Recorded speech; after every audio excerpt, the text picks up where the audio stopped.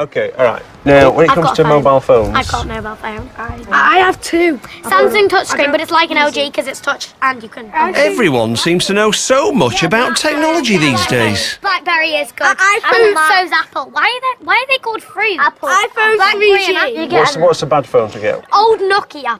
Sometimes too much. Look, this is a Nokia. What's something else? That is bad. That is bad. These are cool. These are cool. My grandma has one of those. I got it. She's getting a new phone. And it's an iPhone, so beat that as my grandma. Yeah, I think that is totally rubbish. Look, you need to get a new phone. You need a really good camera. You need a really... How can I be so out of date? I only got this 18 months ago. What's going on with the world? When people whip themselves up into a religious frenzy over the latest must-have gadgets, I can't even see the point of. It's a shop. Come in and buy some computers. Why are they so excited? And websites are starting revolutions. Facebook and Twitter mean it won't go unseen. The world seems to have been taken over by a bunch of technology mega brands who are in everybody's pockets and living rooms, except mine. You know, I might be looking to sell it on. I'll give you 50p. That's it. I'm going to drag myself out of the dark ages. I'm going to knock on the doors of the big boys. The rocket-powered mega brands we all know. This is where it all happens, the whole Facebook thing. I'm going to find out what's going on. Where did they come from? Nokia started off being famous for toilet paper. How do they get us to want all this stuff? What we found out about the PlayStation 3 was it cost more to build than they were selling it for. And how much money are they really making out of us? I want to know who's driving all this, and I'm going to look everywhere to find out. Does that mean that technology is the new religion? And I mean everywhere. You could say that the porn industry is the weathercock of technology. Mobile phones! Nah. Yeah. Can I stop doing it now? Please. Feels very embarrassing. What's wrong with my phone? It's a Nokia 6330 Classic with the stainless steel effect finish on the back. It's a beautiful piece of kit. And everybody tells me that my new Windows netbook isn't cool either. I should be getting an Apple MacBook. I should be getting an iPad. I should be going on Facebook. How have the brands managed to persuade so many people that these things are cool and worth hundreds of pounds more than anything else? That's cool, guys. Look at it. Look at me. Apple this, iPad that. It's got a lovely keyboard that's very easy to use, although the shift key is in a slightly unintuitive position. Xbox 360, Connect, apps. Am I missing out? What is the point of all these things? Am I on the outside? Are they having more fun than I can ever imagine? Let's find out. I'm going to start off by looking at Apple, the brand I have the most arguments about. People get so worked up about it. What is it about Apple that makes people so emotional? If Apple was a person, young, hip, a trendy East London design type with glasses similar to yours. Spoiled, kind of snobby. I think they would wear white clothing. The sort of person who might invite you to their birthday party, but when you got there, you'd be doing everything that they wanted to. If there's a cure for this, I don't want it, I don't want it. Apple seems to inspire feelings in its users which other technology brands just can't reach, especially when they're opening a new shop. These Apple Store openings are absolutely bizarre. It's like mass hysteria, like some sort of religious cult or something. I want to see what goes on at an Apple Store opening, and it seems I might be in luck. Thanks for calling Apple. Press 1. Because there are rumours all over the internet that a brand new flagship store is opening in London soon. Hi there. I'm after some information on Apple Store openings. I've heard that there might be one opening in London. But I'm told that Apple don't comment on rumours and speculation. But there are goings-on in London's Covent Garden. First of all, this curtain appears. Then half an apple pokes out. What could that mean? I've bumped into an Apple Store opening veteran who might be able to shed some light on things. So how many shop openings have you been to? roughly 30, I'd say, some around the world, most of them in the UK. But although he runs a successful Apple blog, he doesn't seem to know any more than I do. It's a common thing with Apple and their stores. They just keep this mystique about them for as long as they possibly can, And then maybe a week beforehand, they'll give you a location and a date and a time, and that's it. I'm wondering if all this secrecy is normal for technology brands. I think what's really clever is the way they play the press. So Microsoft has a folder on every journalist. They basically keep tabs on all the journalists, what they're interested in, how do you get journalists to write favourable things about you. Apple doesn't do that at all. Apple won't even talk to us. And so there's this incredible air of mystery around them. And everyone's trying to work out what's going on. There are all these rumour sites, you know, and it's brilliant marketing because you just write anything about Apple and everyone wants to know what it is. At last, Apple announced that there will be a store opening here, but don't confirm the date until 5 days before. No cheap rate advance tickets for Apple fanatics. It's 5 to 6 on Friday evening. It opens at 10 o'clock tomorrow morning, but already there's some people sitting on the floor over there waiting to be the first in the queue for when it opens. I come from Turkey. Turkey? Yeah. From Russia? I have missed 2 times in China, so I don't want to miss this one. I flew from California to stand out here all night and see what the store looks like. So you came all the way here just to queue up to go into a shop? Yes. I've been here since about 10 o'clock this morning. So that's about 24 hours before the shop actually opens? Yeah. So why was it important to you to get here so early? Normally when you see the first person in line, it's normally a guy, and so I kind of wanted to be one of the first girls who's first in line. Do you work here then, or what? I do, yes. I have the pleasure of working here. So what's going to happen at 10 o'clock tomorrow morning then? An immense amount of pandemonium and energy. It's going to be amazing. Is it like, you know, grand opening? Sorry guys, just need to run just 1 second. I was just chatting to him, asking him what's going to happen tomorrow, when somebody came up to him, took him to one side, whispered in his ear, and then he disappeared completely. So I'm thinking they want to keep everything on message. They're very suspicious of anybody asking questions. Maybe these are the enforcers of the party line.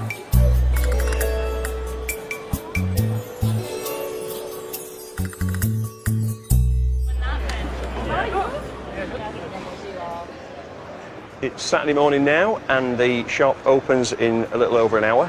The queue has got absolutely gigantic. It's now snaking out in front of the shop, and it goes over there, past the walkway and round the corner of the courtyard.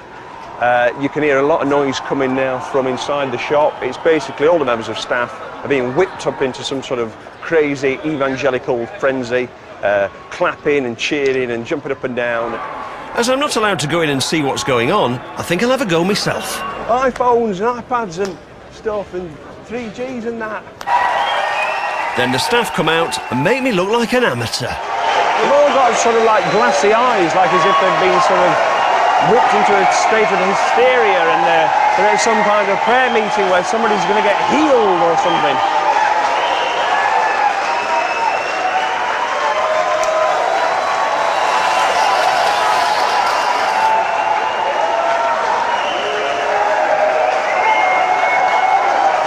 Finally, they're ready to open the doors. Unfortunately, my friend who's first in the queue is a little overexcited and runs in before the countdown. Undeterred, the Apple preachers count down anyway. 5, 4, 3, 2, 1,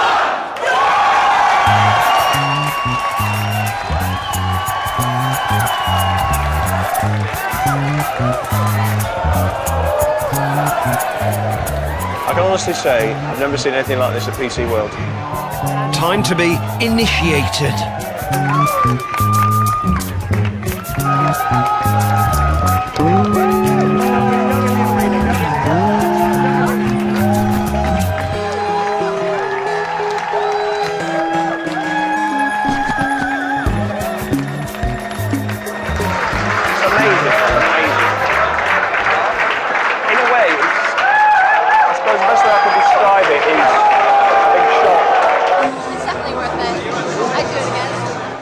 What's going on here? Sure, Apple make computers, phones and MP3 players that people really like, but this devotion to the brand, it goes beyond anything I've ever seen.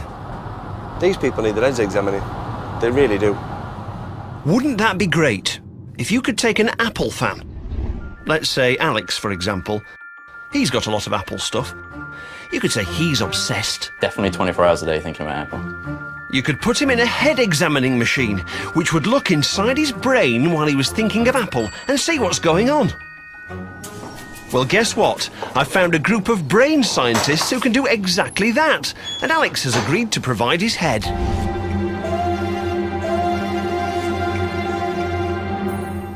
This fancy bit of kit is an MRI scanner. Basically, there's a massive electromagnet in there. And if I was holding some metal things, it would fly through the air and smash someone's face off. That's why I can only come this far. I like to take my ring off, my watch off, my belt off. When Alex has feelings, his brain gives off tiny electrical impulses. The scanner will be able to measure any electrical impulses stimulated by the pictures we're going to show him. Pictures of Apple gizmos, pictures of non-Apple gizmos, so we can compare the difference. You know when you're doing these experiments and that, is there ever a moment where you sort of go, ooh, it's a brain, it's horrible? No. I'm about to start.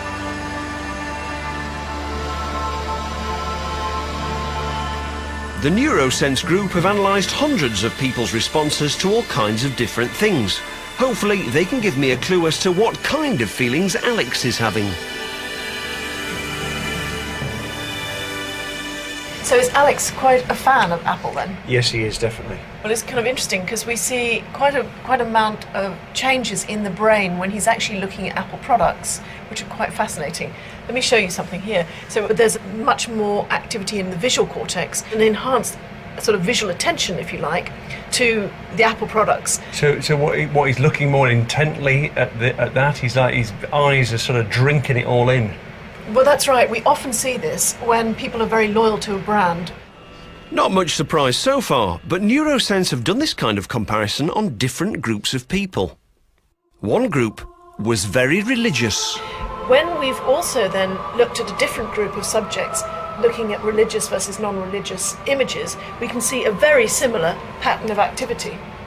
But it's interesting that when we went down to the opening of the Apple store in Covent Garden, and it was almost like a religious meeting. It was like an evangelical thing with people whooped up into almost a sort of a hysteria. Well, we think one way to interpret this data is to suggest that these big technology brands have harnessed or exploit the brain areas that have evolved to process religion. So the brain scan shows that the Apple products are triggering the same bits of Alex's brain as religious imagery triggers in a person of faith. And I'm not the first to see a parallel. But the thing is, if you think that tablet... What you got there? No, this was The Economist. This is a cover article I did earlier in the year. The Book of Jobs. Just the book of the holy iPad was announced that week, and so this was our take on it. How does a brand become a religion? The Bishop of Buckingham reads his Bible on an iPad. This is a standard Hebrew text of the Book of Judges. He's offered to tell me how Apple has been sanctified. I think there are various ways that a religion, if you like, works in human terms. You need a story, don't you? Appleism, Chapter 1, The Story. In 1976, Steve Jobs and two other California geeks started a computer company for enthusiasts in their garage. They called it Apple. It was boom time for personal computers, and within 6 years, they were multi-millionaires. Huge multinational corporation like Apple could not be further from two kids building a thing in a garage, but you need a strand of the DNA that feels like that to people. Appleism Chapter 2, The Antichrist. Apple's main competition was the giant corporation IBM, who teamed up with Bill Gates' Microsoft to make computers into boring business machines. Meanwhile, Apple invented things like icons and mice to liberate us. We shall prevail. As they showed us in this legendary advert. You'll see why 1984 won't be like 1984. In the Bible, you have these great stories of dragons and, 13-headed beasts and things. With Apple, you've got IBM, haven't you? And the great sort of apocalyptic battle against the sort of anti-sort of figure. Appleism, Chapter 3, the place of worship.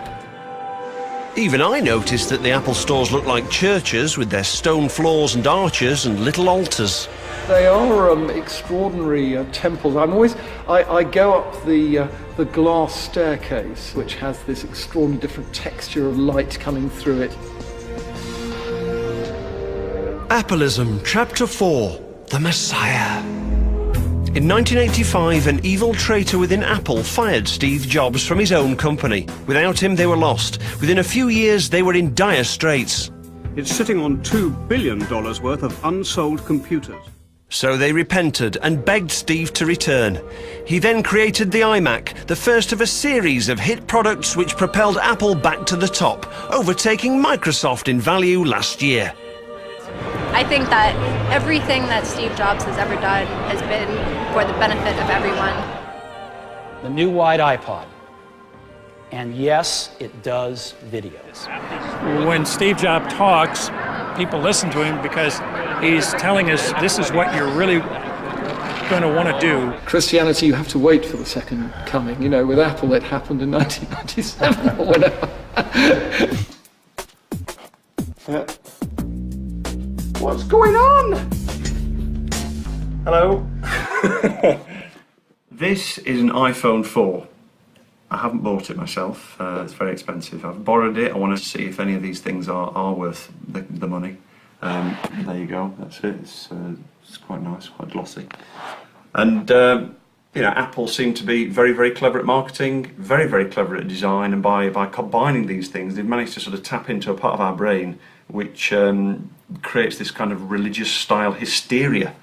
But there are other mega brands we all still use. My netbook has got Microsoft Windows on it. How come Microsoft are so big? They don't have to rely on making people believe that it's some sort of like religious experience buying one of their computers.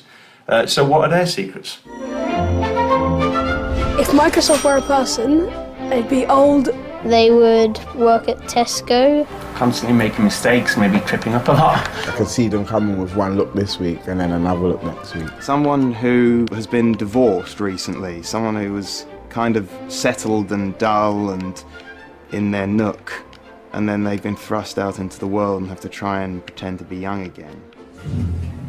93% of the world's computers run on Microsoft Windows software, and last year they made a video to launch the latest version, which has now reached cult status. Hey, welcome to the party. The four of us, along with Host Worldwide and you, are launching Windows 7 Ultimate software. So, you know what? Let's take a minute or so to tell you about how great it is to host a launch party. You can use house party tools to build your guest list, upload your pictures, which is his favorite, right? And you can even get a party pack. Apparently, one commentator said that if Microsoft were in charge of PR for sex, the human race would be extinct. I showed my guests things from 2 of the Windows 7 orientation videos, and it took like 10 minutes. Right. Oh, you know what was great? It was totally informal. Like, everyone just kind of crowded around the computer in the kitchen. This is even more bizarre than the Apple Store opening. What were they thinking? This really is our launch. Yeah, you're right. So it ought to be a party. Have fun out there. Cheers. Cheers. Have a good one, guys. Oh my gosh, I'm so hungry. Let's eat. How come a company this uncool could be on all of our computers and making so much money? In stark contrast to Apple, Microsoft have agreed to talk to me. So I'm heading across the pond to their headquarters outside Seattle. This is what I know so far. When businesses started using computers in the early 80s, they turned to the massive corporate IBM to supply them. IBM could make the computers, but they didn't understand this newfangled software stuff. So they turned to a bunch of college dropout super geeks called Microsoft, the world's first software company, headed by little Bill Gates. Unfortunately, being a bit new to all this, IBM let Microsoft keep most of the rights to the software they'd written. Oh. With hindsight, you wonder, why would IBM, that huge, great corporation, $50 billion corporation, why would they strike such a stupid deal with this kid? And they did. And they went, oops, what have we done now? Bill Gates will never sneak up on anybody again like that. Keeping the rights meant that as PCs took over the world, Bill Gates became the richest man in the world. Can you hear that noise? It's the sound of computers. Massive, gigantic computers, processing things, coming up with ideas, developing new products, doing PowerPoint presentations.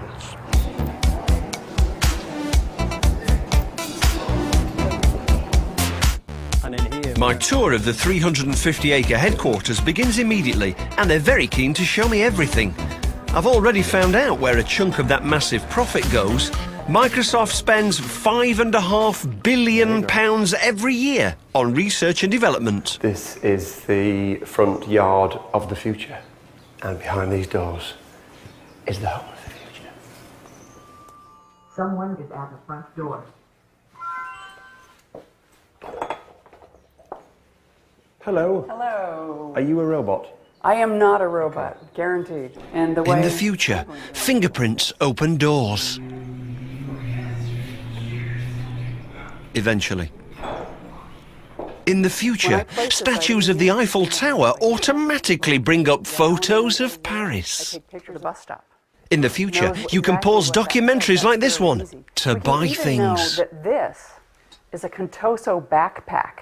And so imagine an advertiser might be able to plug their gear in here. This room to become... In the future, wallpaper and so if moves. I walk in and I point to the wall here, we will bring up a menu of different...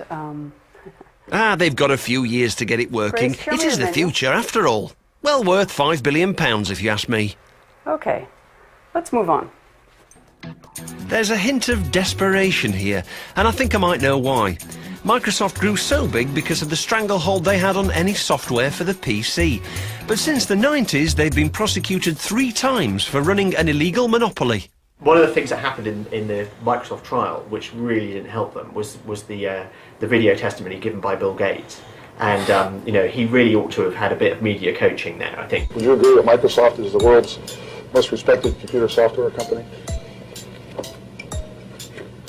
Some people would agree with that, some people wouldn't. What's your opinion? I think we are the most, if you took it on a statistical basis, yes, we'd be the most respected software company. I must say that I think your answers are non-responsive and rambling. And that sort of dealt a very severe blow to the sort of we are the geeks, we are the cleverest culture that the company had. And since then it has tried to reinvent itself in various ways. 10 years later, Bill Gates has retired from Microsoft to become the world's biggest charity donor. And as more and more of us are doing our computing online, the days of running Windows on PCs could be numbered. So Microsoft are using their dwindling but still massive income to try and invent other things we're all going to want. But it's not been going well. In the smartphone wars, Microsoft has been left trailing in recent years. So imagine my surprise when I found an excited queue for a Microsoft product. This is a queue of Microsoft employees going into the staff shop. They've had an email to say that a new batch have come in. They've all come from their offices and started queuing. How long have you been queuing for? About an hour. An hour? The person responsible for this gadget is in the building. Time to meet with Microsoft's cool alter ego, the hopeful saviour of their nerdy image. Hello. You're Alex. I am Alex. Oh, You're I'm Alex. Alex as well, yes. I love Hello. your name. Yeah, it's good. We're going to be good friends. Okay. Yeah. Music, let's get out on the floor. I like to move it, come and give me some more. This is the new Xbox hands-free controller, Kinect. Couldn't we have one where it was a bloke doing it rather than... They've shifted 8 million units in the first 2 months since launch. This isn't House of the Future, this is House of Now, and it works pretty well. Here it comes, here it comes. If you're jumping up and down in your living room to control your Xbox, it's a small army of people like Alex who you have to thank. He actually started programming at the age of 5. I did. That's weird. Are you, you know, abused by your parents? No. Is this something that they made you do? They forced you to do it, and it was your only refuge? Nope, it's the only thing I would run away and do it. Anything they would want me outside playing sports. What is your actual job at Microsoft? My job is to invent the future. While everybody else is putting gadgets and gizmos in people's hands, my objective is to make technology disappear. Is to create simpler ways for people to be able to interact with this art form that I'm so in love with, of interactive entertainment. And it seems to be working, because Kinect is now the fastest selling electronic device of all time. As I head back to the UK, I wonder how Xbox users feel about their cool games console being made by the uncool monopolising giant. Now, you're all familiar with Xbox, but do you know who makes the Xbox?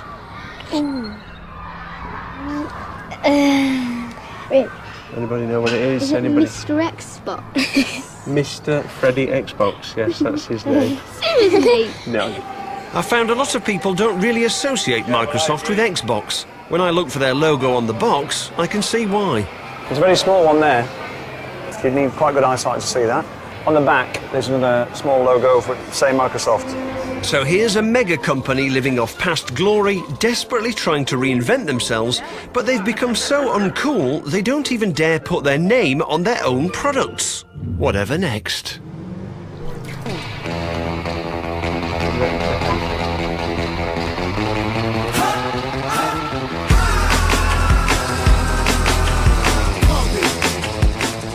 Now, a games console is a bit of technology I can relate to, and it's big business. There are over 40 million PlayStation 3s, over 50 million Xbox 360s, and over 80 million Wiis. So I've assembled a crack team to help me decide what the big questions are.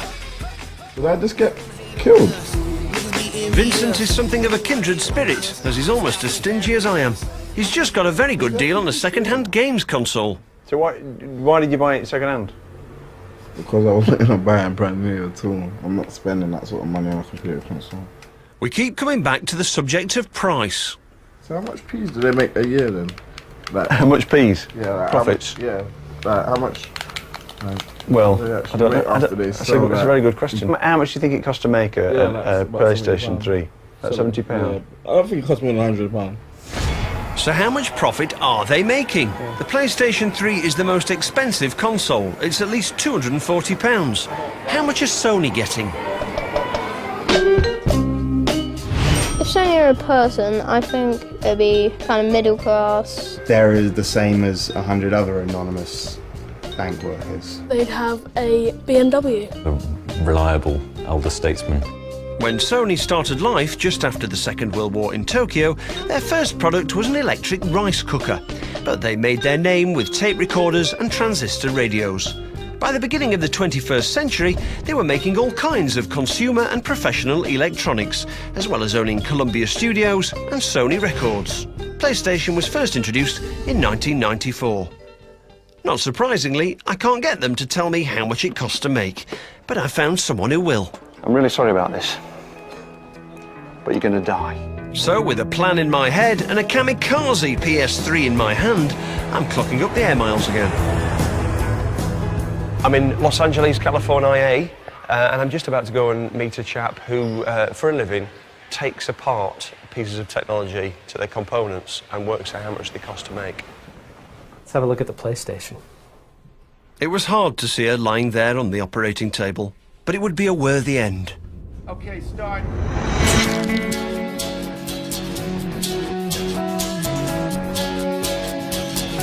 My PlayStation has been completely stripped to its fundamentals, so that every chip, plate, diode, fan or screw can be added up and complete manufacturing costs calculated. Well, that's ruined. I mean, look at the state of it. This is ruined. So what did you find out about it? Well, what we found out about the PlayStation 3 was, in fact, that it cost more to build than they were selling it for. That wasn't what I was expecting to hear. One would expect that if you're building something, you're going to sell it for more than you built. A profit, in effect. Exactly. And by the way, we looked at it several times because we were in disbelief. We thought, this surely is not possible. Let's go back, let's sharpen our pencils, let's make sure we've done our research correctly, our calculations correctly. And sure enough, here was one where there was a significant number of dollars that they were basically wrapping around each PlayStation and shipping it out the door with it. Woohoo! There's over 4,000 individual bits, and iSupply have worked out the cost of every single piece. They estimate that the cost of all these pieces put together is $805. Now, when this was sold in the shops when it first came out in 2006, the price was $499. Now, since it was launched, they've been trying to make it cheaper to make, but they're still losing $37 on each machine. Now, they've sold 41 million PlayStation 3s, and if you work out all the losses they've made, it comes up at $3 billion losses on 41 million consoles. How on earth can they make that pay? This Blu-ray drive alone accounted for $107 of cost. And actually, you don't need a Blu-ray player to play games.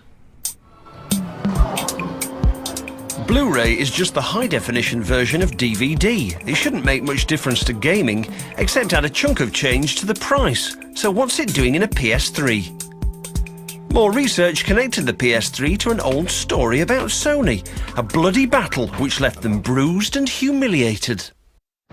The real video war isn't fought against invaders from outer space, it's battled out on the high streets of Britain. At stake, a multi-million-pound industry. The weapons? Well, it's all a matter of format.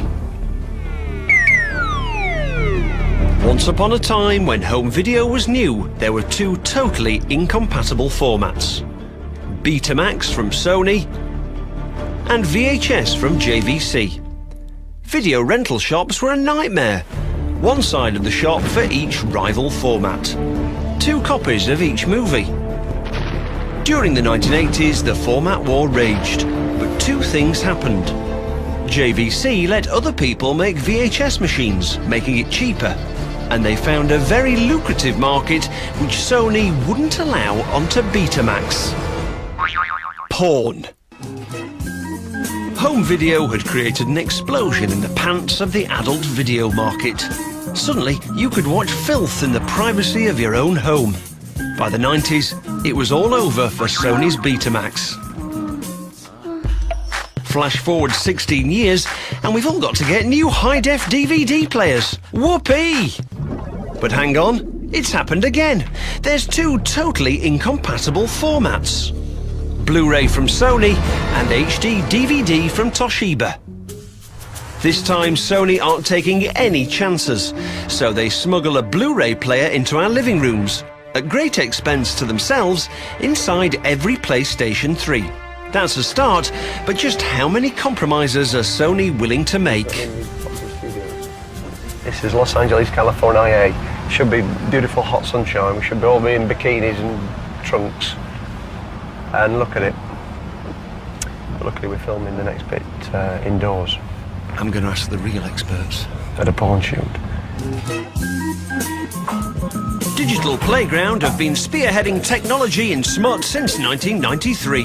Their biggest indecent offering had a budget of £7 million. Faithful crew of the Sea Stallion, I'm about to lead you on a perilous journey. We're going to hunt down and kill the most notorious and dangerous of all pirates. They should be able to tell me if Sony have stuck to their principles or if they've finally cuddled up to the porn industry. Lick it. Hello. Hi, hello. Oh, you must be Samantha. I am. How are you? I'm very well, thank you. How are you? Pleasure Nice to meet you. What are we shooting today then? We're shooting our first really girl line that we're just starting with a new director. So Okay. we're very, very excited about it. I've just found out that I've got something important in common with the star of tonight's action. The infamous Hello. superstar. This is Hi. Riley Steele. Hello, Riley. My second name's Riley. Oh, really? Yes. But I'm not here to make small talk. I'm a professional. There are questions to be asked. Just how important do you think the adult industry latching onto something? It's okay. So how important to the sex? You see, I'm sort Would of. you get sex off the brain? Oh, Stop it. Where do you think you're at? That's why I can't concentrate, because I know what's going on behind me and I can't even. You're losing focus. This I is am. making you I am. nervous. Let me see your Okay. palms. Are you sweating? Oh, jeez. Oh, what the hell? I'll just let her talk. Right. Because Sony would not allow adult content to be put on Blu-ray. So we were forced to go to HD for a very short period. I think just a few so months. originally you were on HD DVD. Absolutely. In this battle between Blu-ray and HD Huge DVD. battle. First of all, your company went on to HD DVD because Sony wouldn't let We porn would- go on to Exactly. We couldn't get a Blu-ray. license. We had to get permission from Sony, and they denied us. And then as all the other adult studios started following suit, doing HD. Sony came around just a few months later and said, "You have our blessing," and we jumped on it. It's all about content. Whether it's porn content, whether it's content from, let's say, Universal Studios. If you don't have them on board, it doesn't matter what your format is. It doesn't matter if it's technically superior. If there's no content, there's nothing to watch on it because you don't have an agreement with the studios, then you're not going to win that war.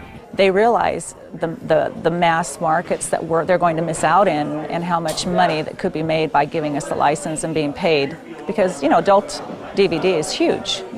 Over $11 billion industry. If you're so pivotal to the success, do the manufacturers court you? Do they come and speak to you and ask you to adopt their format? Absolutely. I can't, we've worked, kind of undercover with some computer companies that I really cannot state their names, but they'll do a lot of beta testing with our products.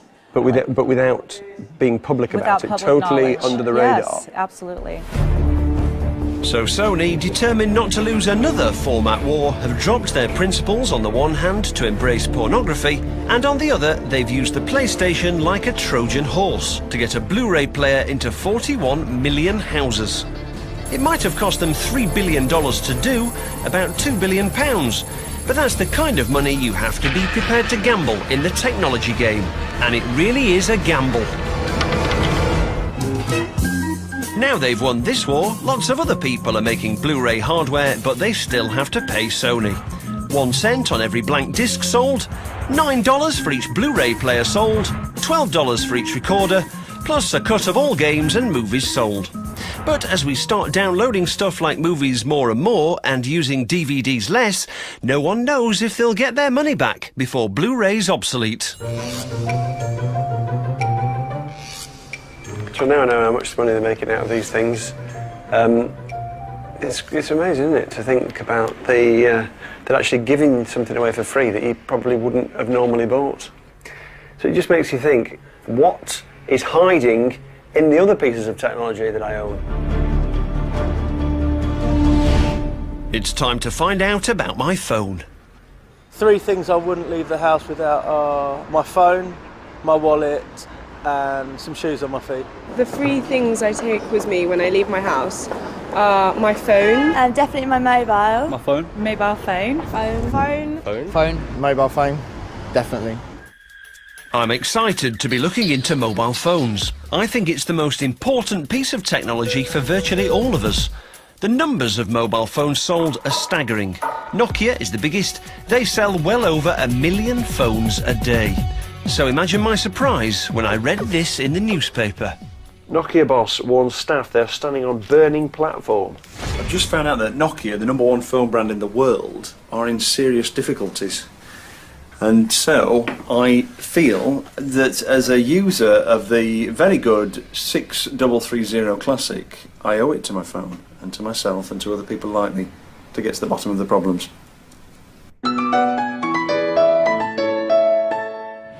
Nokia as a person, probably be quite old, like 90 or something. Just doesn't have the best of stuff. It used to be cool when I was 14, so I guess it's kind of like Eminem. Back in 1865, Nokia weren't making mobile phones. They started life making rubber shoes and toilet paper. By the late 60s, they diversified from bog roll into electrics. Why not? And then this little thing came along.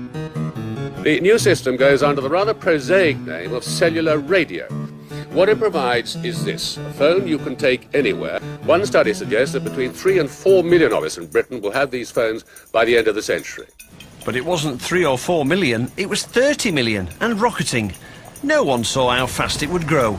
The networks thought maybe 1 in 12 of us might like to have a mobile eventually. Which of the following best describes how interested you would be in the idea of having this new personal telephone? Quite interested, it just depends. But someone thought they could do better. So they started churning out phones for every type of person. 5110, which was the first phone with user exchangeable covers. 7650, which was our first camera phone. 5140, which is an example of the robust phone. 3110, 5800, 8800. As the number of mobile phones exploded around the world, Nokia held the #1 spot. So how can a company which sells over 1 million phones a day be in trouble? I'm heading for Nokia's biggest factory to see what I can learn. This is an example of just how fast the pace of change is. We're about 10 minutes away from the biggest mobile phone factory in India, the second biggest mobile phone factory in the entire world, and this is just, you couldn't be more rural, could you?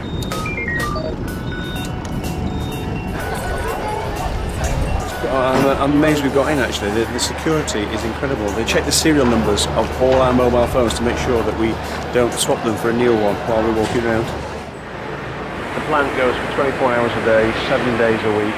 There's 3 shifts with over 2,000 people on a shift. Since 2006, they've produced 400 million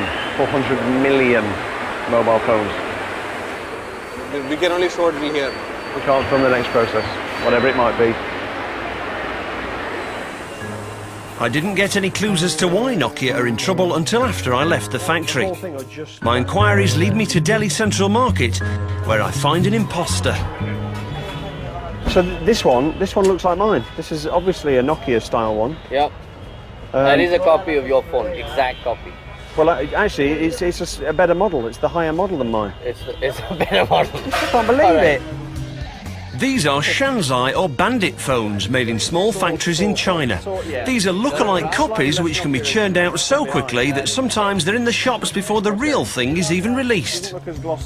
Let's see what the features are. It takes 2 SIM cards. Does yours take 2 SIM cards? Do you have an MP4 player? No. Does it have It might be plastic, have no warranty, be prone to the battery exploding, but it's got more features than mine, and it's a quarter of the price. And so what kind of a Nokia could you get for 1,800 rupees? You wouldn't get one. Really? Yeah. But all the brands are here. What would you have? The official BlackBerry or 5 BlackBerry style phones for the same price? So why is Nokia the one in such trouble? I remembered what a 10-year-old girl had once told me. My grandma has one of those. She's getting a new phone, and it's an iPhone, and it's an iPhone. Beat that as my grandma. It's an iPhone. The cause of Nokia's problems is right under my nose. And ever since the iPhone came out in 2007, that really revolutionized kind of the way we look at phones. The iPhone isn't necessarily the best phone ever, but what it is a computer in your pocket. Now you're not just connected to people, you're connected to everything, including loads of apps. If you want to check snow conditions on the mountain... In fact, the iPhone ad didn't even mention making phone calls. It went big on telling us all about the apps. There's an app for that. What really made the iPhone a big success wasn't just that the hardware was very elegant and easy to use. It was this app store which had come along and revolutionized the way you looked at a cell phone. Because now you had this ability for $1, $2, $3 or free to run games, any number of things. All these apps are brilliant fun for the user and an absolute cash cow for Apple. Because every time you buy an app, Apple takes 30%. Plus they get money from any advertising on the apps. The iPhone, it's the gift that keeps giving. To Apple, that is. It's no longer about spending $300 on the equipment once and then it's done.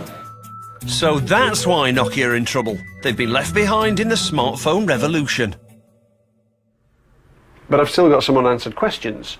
This is the most popular app on the iPhone, Facebook. Yeah, it's free, and there isn't even any advertising on it. So if they're giving it away for nothing, how come the brand is worth £30 billion? What's their secret? I've been avoiding this for years. Oh well. As you know, I think Facebook is a waste of time.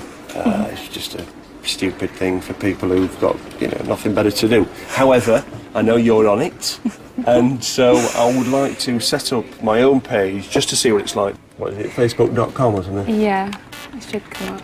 Oh, it's one of your favourites. It's actually gone onto my profile. So. Currently hates DHL more than anything in the world. It's like gold dust.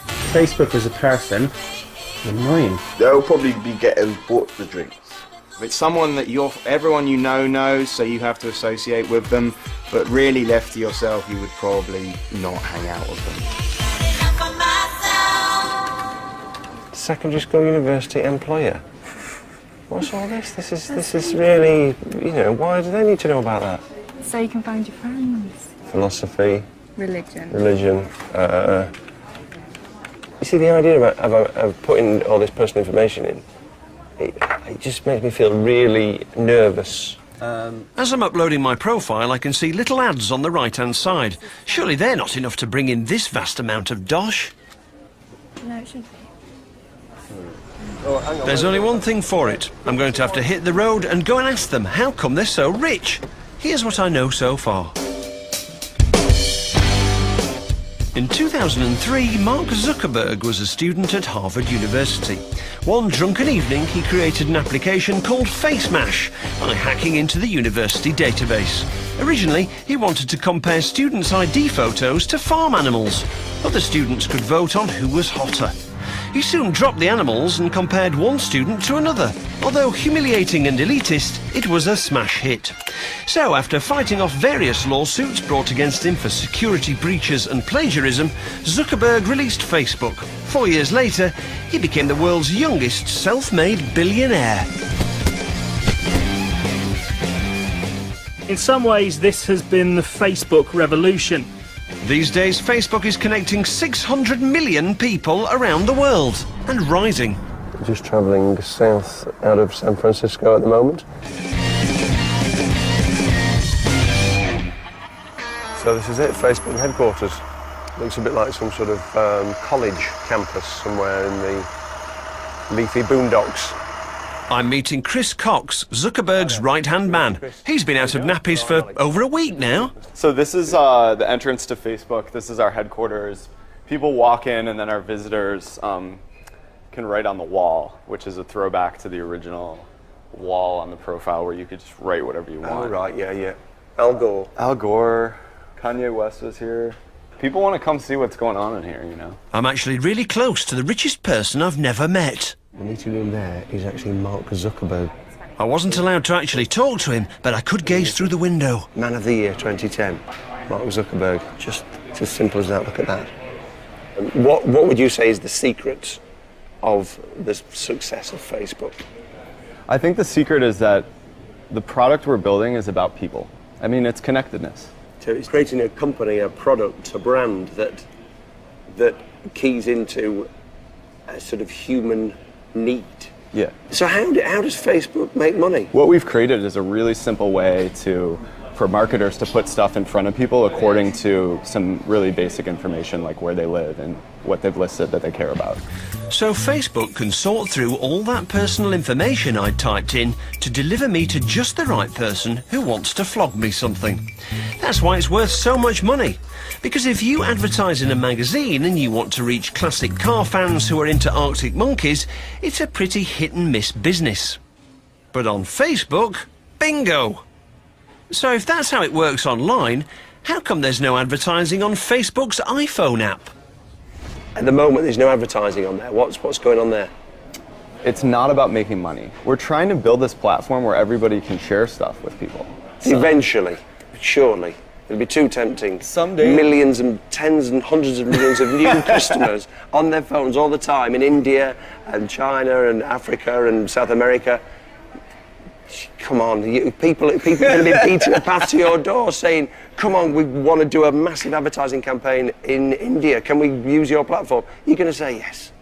I think that one day there will probably be some advertising experience on the mobile phone, but, you know, at the end of the day, that's not what most people are asking for right now. I guess that nothing's really free in this weird world of technology brands. You get the software, but they get your details to target ads at you. It's the new way of making gazillions, and these guys are the new gazillionaires.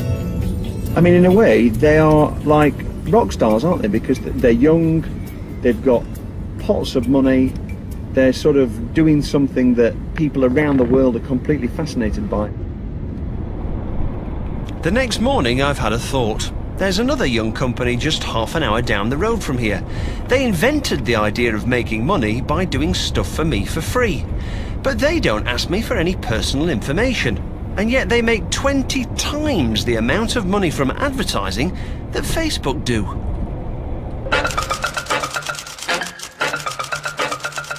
Young, like 20. He would own a Ferrari.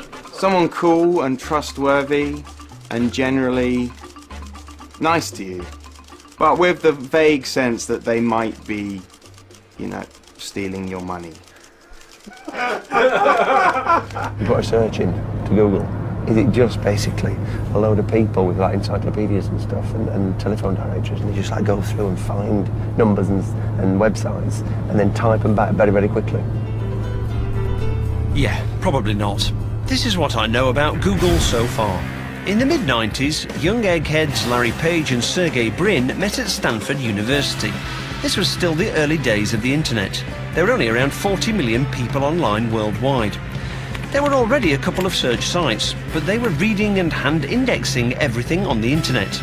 Larry and Sergey developed a way for the computer to automatically search and organise the information. If we printed out the information, it'd be over 70 miles high. And we can search that for you in half a second and give you, back exactly what you wanted.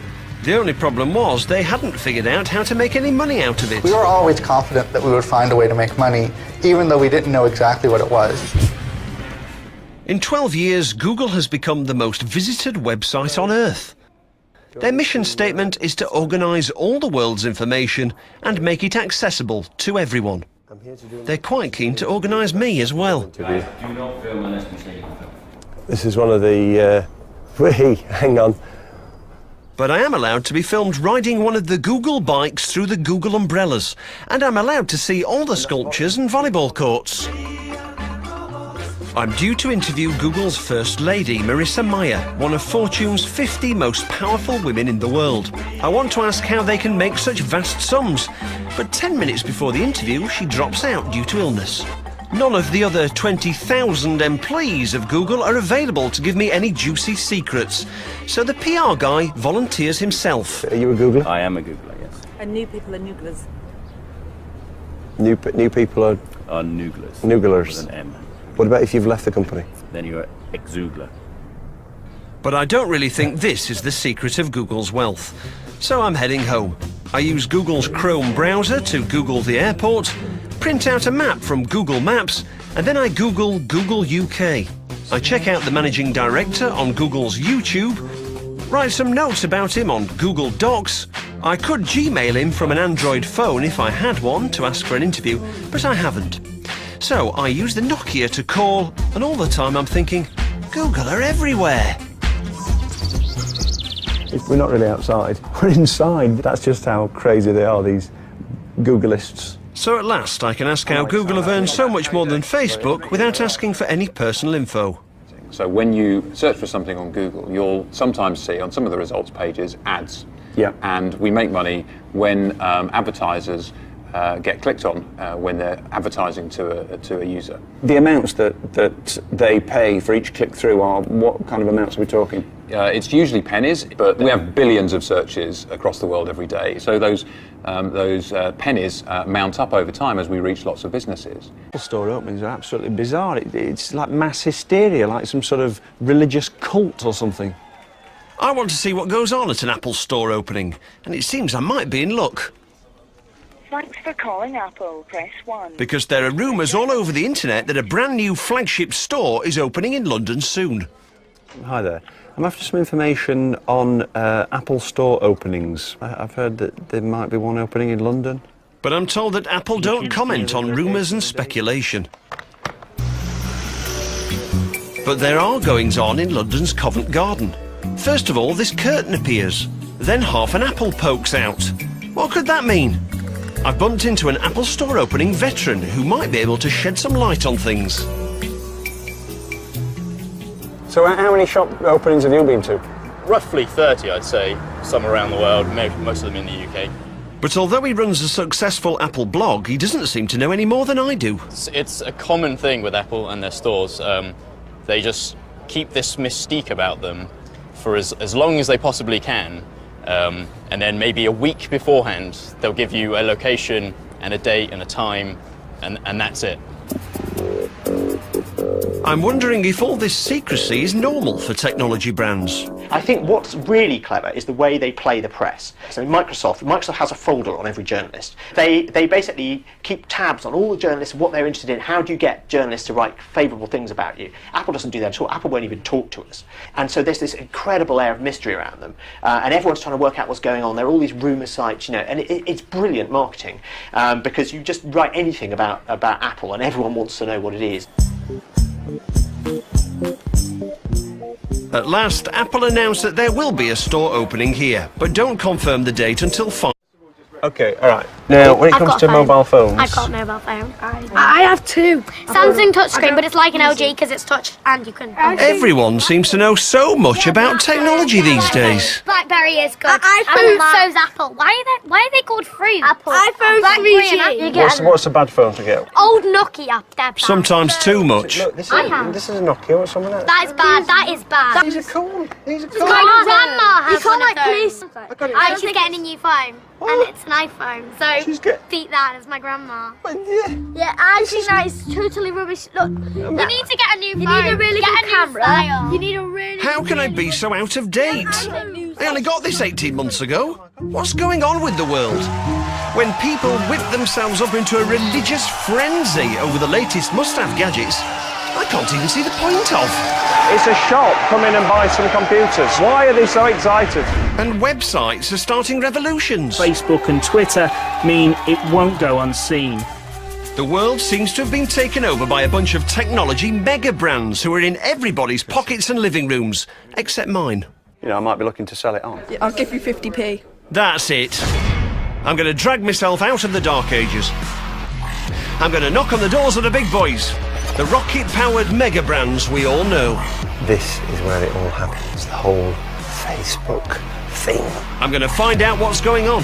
Where did they come from? Nokia started off being famous for toilet paper. How do they get us to want all this stuff? What we found out about the PlayStation 3 was it cost more to build than they were selling it for.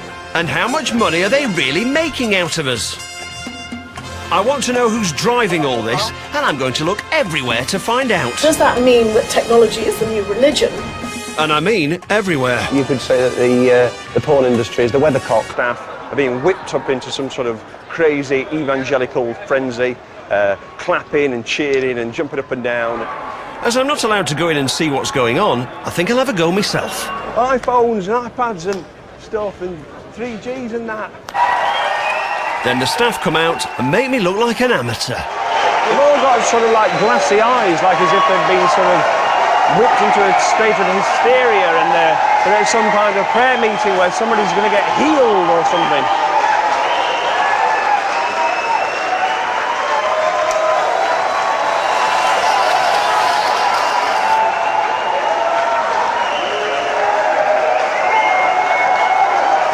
Finally, they're ready to open the doors. Unfortunately, my friend who's first in the queue is a little overexcited and runs in before the countdown.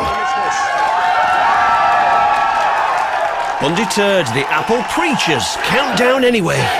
5, 4, 3, 2, 1, go!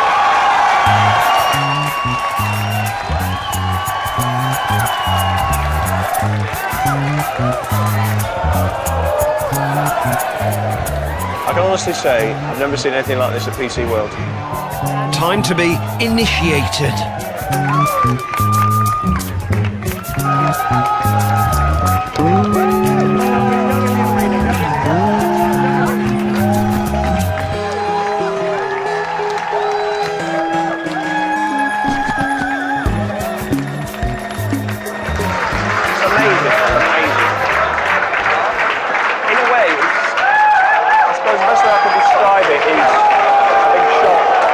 It's definitely worth it.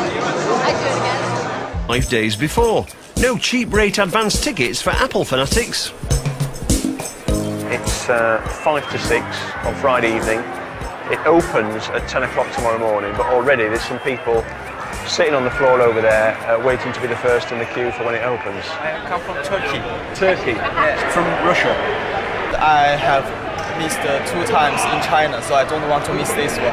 I flew from California to stand out here all night and see what the store looks like. So you came all the way here just to queue up to go into a shop? Yes. I've been here since about 10 o'clock this morning. So that's about 24 hours before the shop actually opens? Yeah. So why was it important to you to get here so early? Normally when you see the first person in line, it's normally a guy, and so I kind of wanted to be one of the first girls who's first in line. Do you work here then, or what? I do, yes. I have the pleasure of working here. So what's going to happen at 10 o'clock tomorrow morning then? An immense amount of pandemonium and energy. It's going to be amazing. Is it like, you know, grand opening? Sorry guys, just need to run just 1 second. I was just chatting to him, asking him what's going to happen tomorrow, when somebody came up to him, took him to one side, whispered in his ear, and then he disappeared completely. So I'm thinking they want to keep everything on message. They're very suspicious of anybody asking questions. Maybe these are the enforcers of the party line.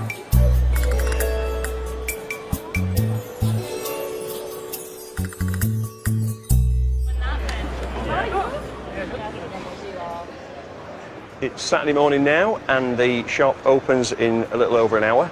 The queue has got absolutely gigantic. It's now snaking out in front of the shop, and it goes over there, past the walkway and round the corner of the courtyard. You can hear a lot of noise coming now from inside the shop. It's basically all the members of technology. Woo! Mobile phones! Nah. Yeah. Can I stop doing it now? Please. Feels very embarrassing. What's wrong with my phone? It's a Nokia 6330 Classic with the stainless steel effect finish on the back. It's a beautiful piece of kit. And everybody tells me that my new Windows netbook isn't cool either. I should be getting an Apple MacBook. I should be getting an iPad. I should be going on Facebook. How have the brands managed to persuade so many people that these things are cool and worth hundreds of pounds more than anything else? That's cool, guys. Look at it. Look at me. Apple this, iPad that. It's got a lovely keyboard that's very easy to use, although the shift key is in a slightly unintuitive position. Xbox 360, Connect, apps. Am I missing out? What is the point of all these things? Am I on the outside? Are they having more fun than I can ever imagine?